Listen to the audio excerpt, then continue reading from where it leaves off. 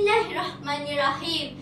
Cuba bayangkan andai kata pendidikan hari ini tidak mengikut zaman, maka impaknya ke atas seluruh generasi anak watan yang mendatang. Justeru benarlah tajuk pidato saya yang berbunyi pendidikan mengikut zaman. Terima kasih kepada Tuan Pengatur Bicara, barisan kombinasi hakim yang tuntas menegakkan keadilan. Seterusnya, warga pendidikan sekalian. Assalamualaikum warahmatullahi wabarakatuh. Warga Dewan sekalian, definisi perlu disalur agar pandangan tidak akan kabur.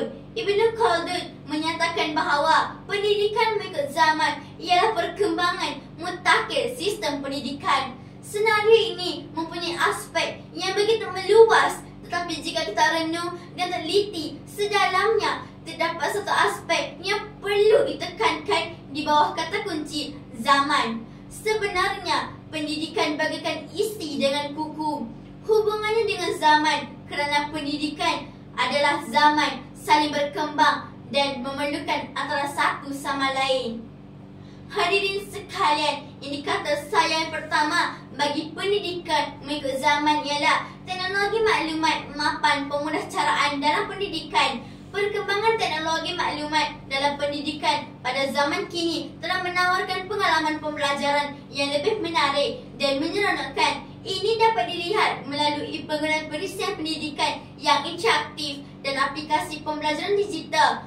Pembelajaran dapat dijalankan secara interaktif dan visual. Sebagai contoh, darjah di sekolah dipasang papan putih yang boleh memberikan respon jika kita menyentuhnya hasil paparan digital melalui projektor. Buktinya menurut Hazrati Husnin 2022, penggunaan teknologi maklumat dalam proses PDPC dapat memudahkan dan membantu proses pengajaran berkualiti seorang guru tanpa mengira tempat atau tahap kemahiran murid. Hadirin sekalian, indikator saya yang kedua ialah kerajaan mendukung dasar pendidikan digubal. Hal ini kerana Kementerian Pendidikan KPM telah melaksanakan pelbagai inisiatif bagi merealisasikan pendidikan mengikut zaman. Contohnya, pelaksanaan pembelajaran abad ke-21 yang bermula pada tahun 2014 lagi.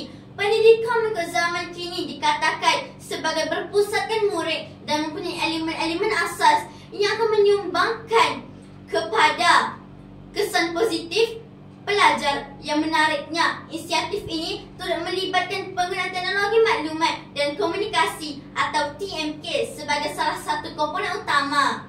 Warga Dewan, indikator saya ketiga ialah variasi pembelajaran murid bermotivasi. Jika dahulu penggunaan televisyen, komputer dan projektor dilihat sebagai variasi dalam pembelajaran, aspek ini semakin berkembang pada zaman ini dengan penggunaan internet yang diintegrasikan dengan aplikasi seperti Quizizz, Kahoot, Prezi, Putan dan pelbagai lagi.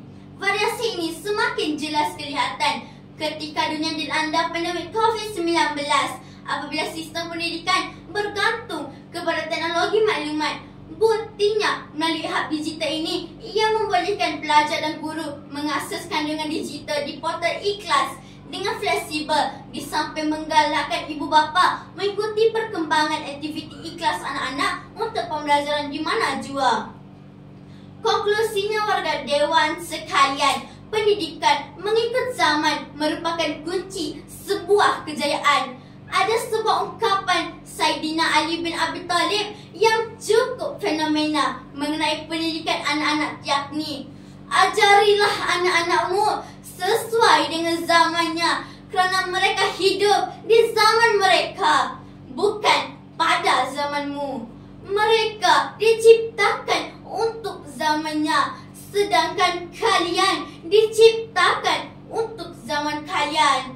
Sesungguhnya benar